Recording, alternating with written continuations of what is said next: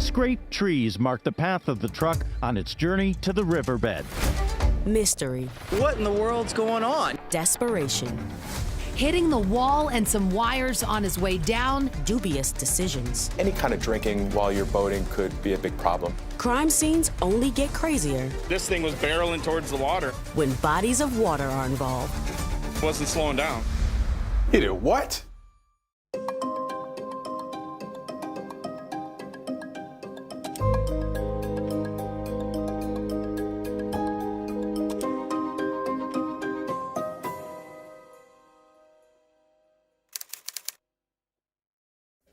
Police then give him a blanket and some handcuffs. If you panicked at that point and took off running, you weren't cut out for that line of work.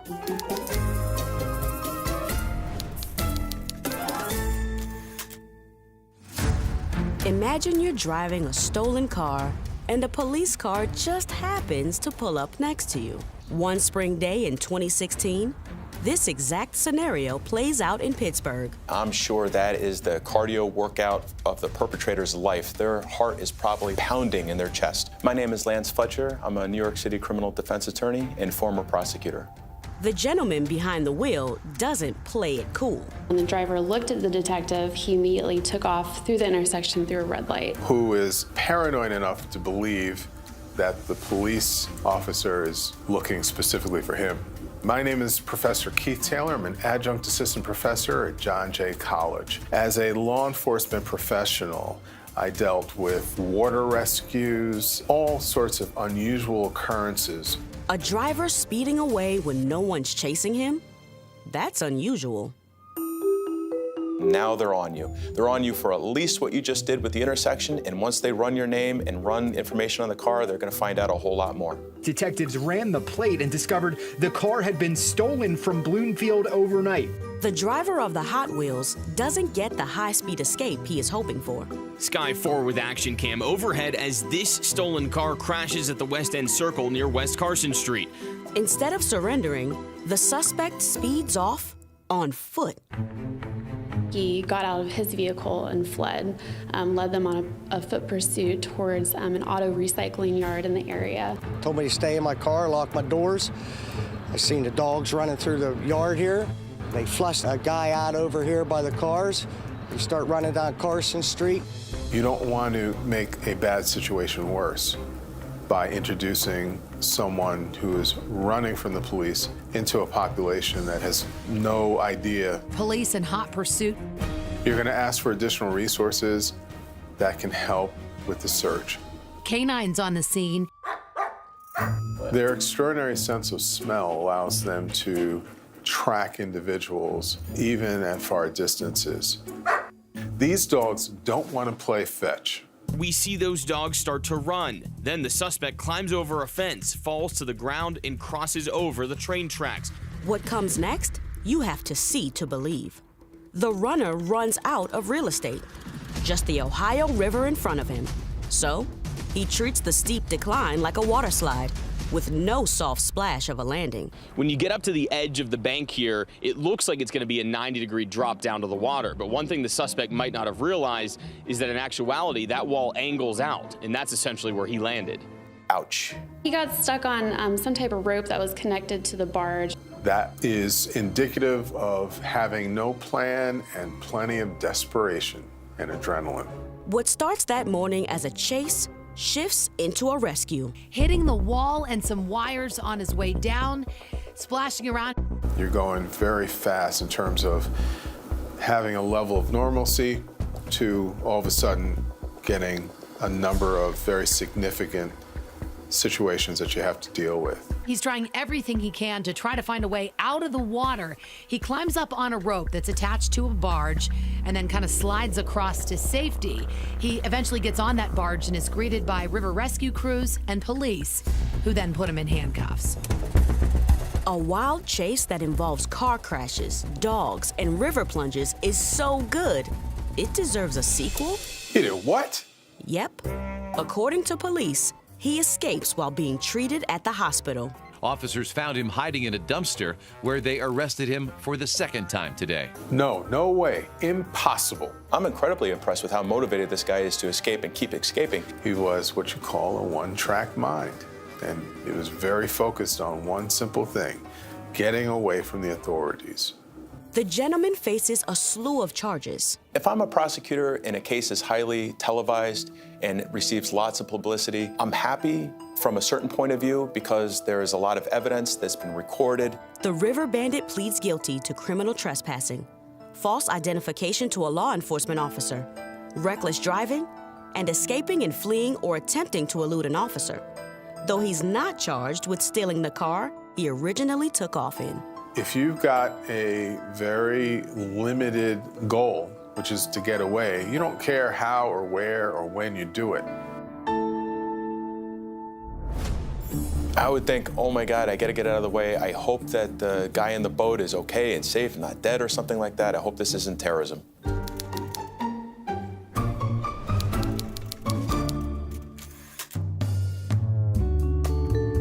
It's a peaceful morning for Central Florida beachgoers in 2017. We're just hanging out with the family and catching some waves and enjoying the hot weather.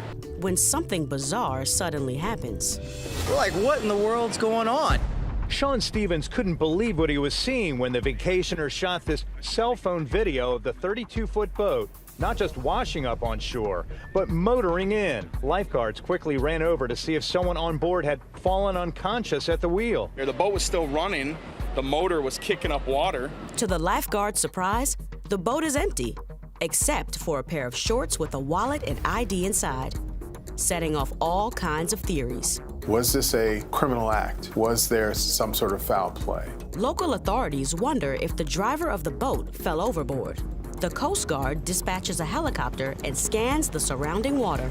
People going missing in the ocean for a place like that would not be something that they were unfamiliar with.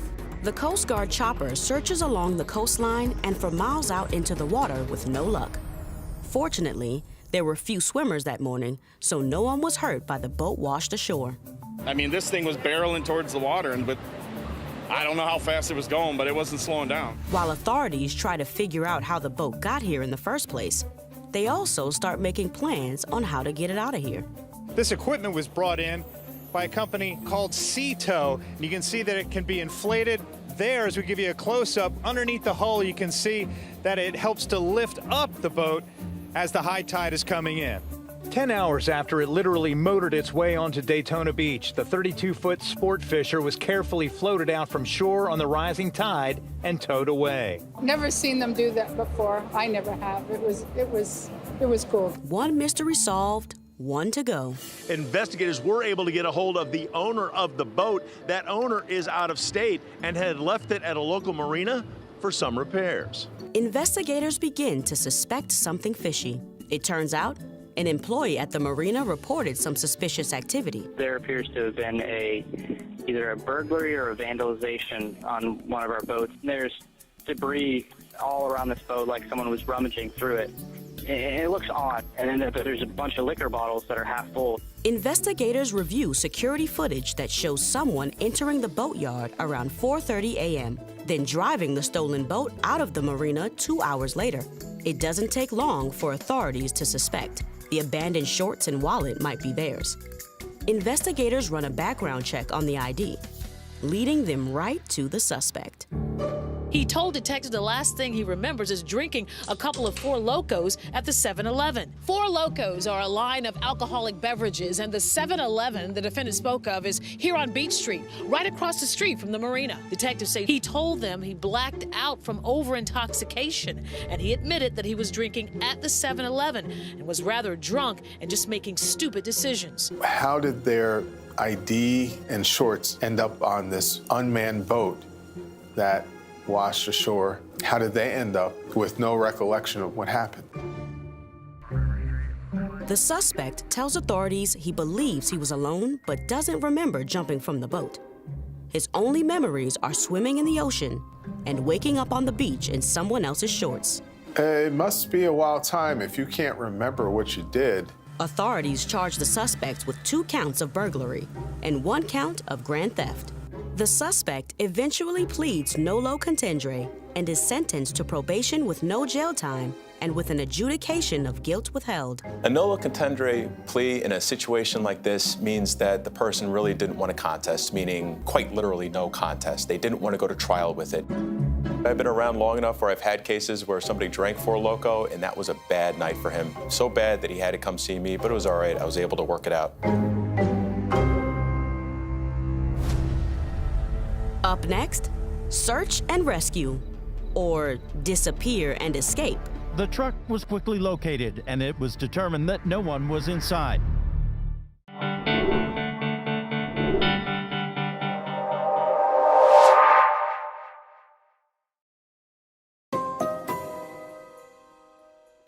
I wouldn't drive my truck into a river.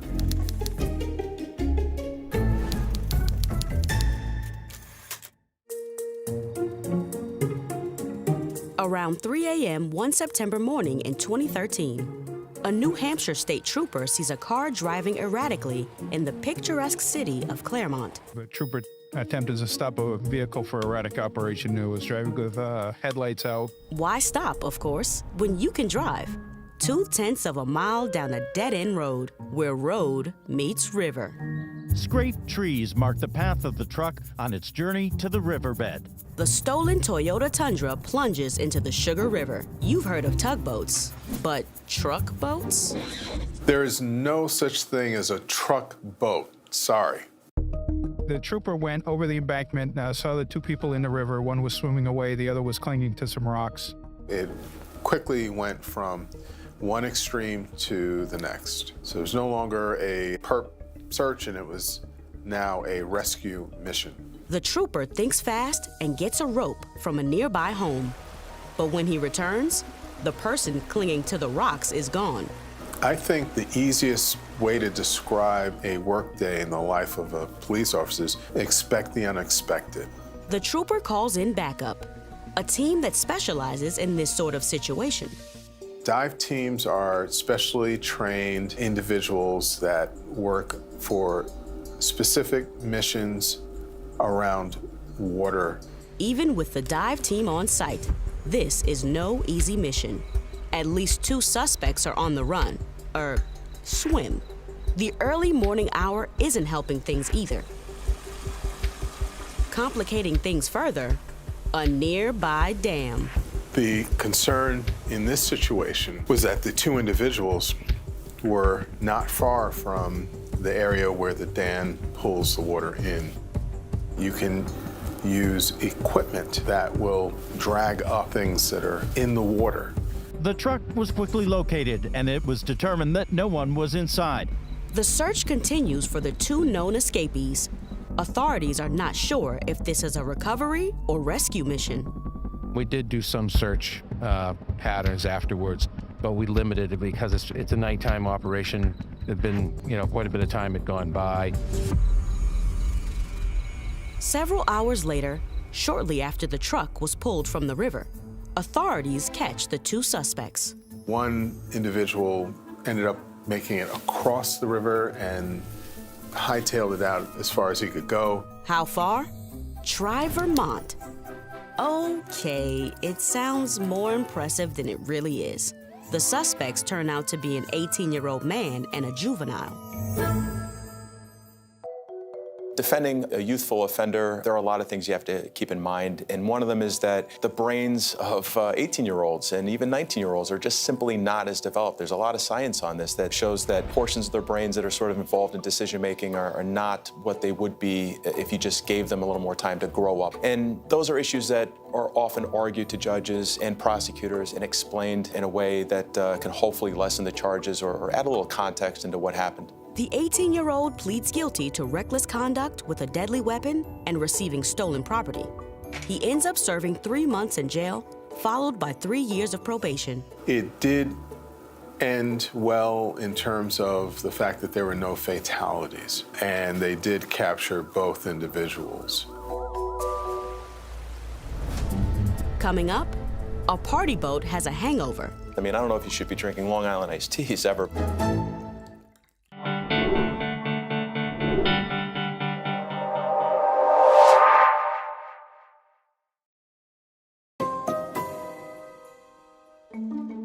Doors swinging, water rising, and a boat many people say is bound to tip over. There is a lot of water going in.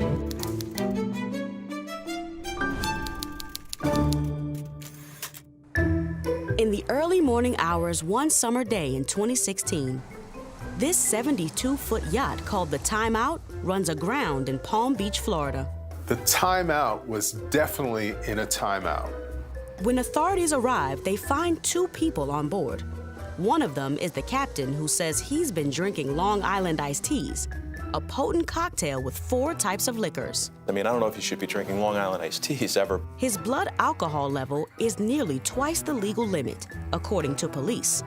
They arrest him and charge him with boating under the influence and reckless operation of a vessel. Boating while intoxicated is very, very dangerous, and it can sneak up on you. While the captain is briefly jailed before posting bond, the yacht remains in its own timeout for a little too long. The U.S. Coast Guard says they are staying on top of the safety concerns. They already pulled 2 gas cans from off the boat. The boat's accused operator followed them as he gathered up his things on deck. And the Coast Guard huddled to watch it all from shore. We got to take a little more time and do it safely to minimize our footprint on the environment here. Authorities tell the boat's captain that he's responsible for removing the now capsized vessel from the shore. But neighbors wonder what's taking so long. All the toilets, the spilling in the toilets, I mean, yeah, have to be removed as soon as possible. A yacht falling to pieces just feet from homes worth millions. The boat's been here more than a week. Whether they're floating in awe around it, climbing on top for a picture, or just watching from a distance in dismay, the sideways sitting boat was the center of attention. Last week, I saw kids diving. For locals, the debris is a growing concern. It's certainly a danger to people who want to swim or to people who are boating, because the debris could smack into your boat and do damage. Days pass, and the yacht continues to rot and sink. The owner still hasn't dealt with his shipwreck. We're working with him. He is working with a contractor on the debris removal. If he does not comply with that direction, he would be subject to citation under the Florida litter law. There's trash down there and up there, and there's a lot of trash. The owner's deadline to remove the ship comes and goes. Authorities cite him for abandoning a derelict vessel and take matters into their own hands. He has been unable to secure a contractor for removal, and so now legally after that 5 days, law enforcement is able to step in and assist with that process. But now that the yacht is full of water and sand, removing it is tricky. The contractors have determined that they're unable to remove the boat by sea. So basically what they're trying to do is they're trying to insert a float under the stern and get it somewhat buoyant so they can drag it up onto the beach, and then they're going to disassemble it from there. To make matters worse, Mother Nature may be about to hit this beach in a big way.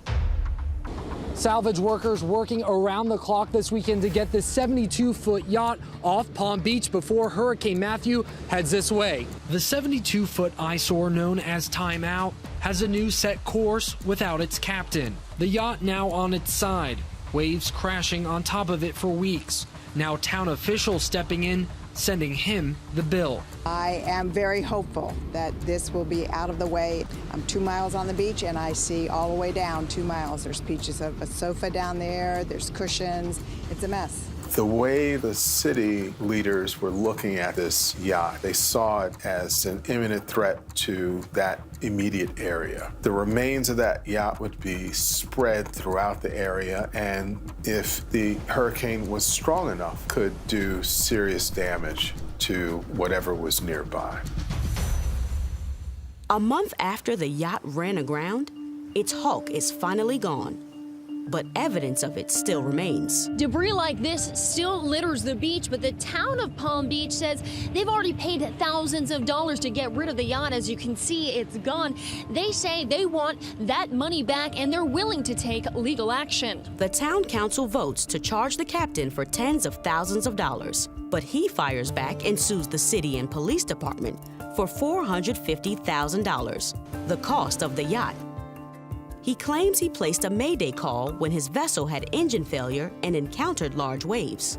To win a lawsuit like this, you have to take control of the narrative. I mean, the big question that everybody's wondering when they see this gigantic boat in a place where it shouldn't be is why? Why did this happen? Why are we in this situation? The issue is really going to come down to whether this is a situation where you have a captain who's caught in declining weather circumstances, who has engine failure, who's calling for help and not receiving help, or if you're in a situation where you have somebody responsible for such a large boat with such enormous responsibility for the proper handling of that boat, who's then also consuming alcohol. Eventually, prosecutors drop 2 out of the 3 charges against the boat captain, and he pleads guilty to the lesser charge of reckless operation of a vessel.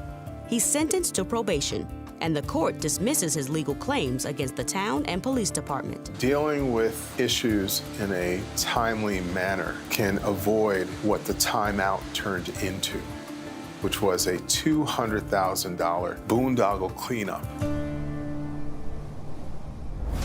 What have we learned from these cases of law and H2Order? I think the lessons to be learned here is do not drink when you're on a boat. And don't count on an easier escape by taking a plunge. The long arm of the law is a lot more powerful than a river or a lake. So water is not your friend.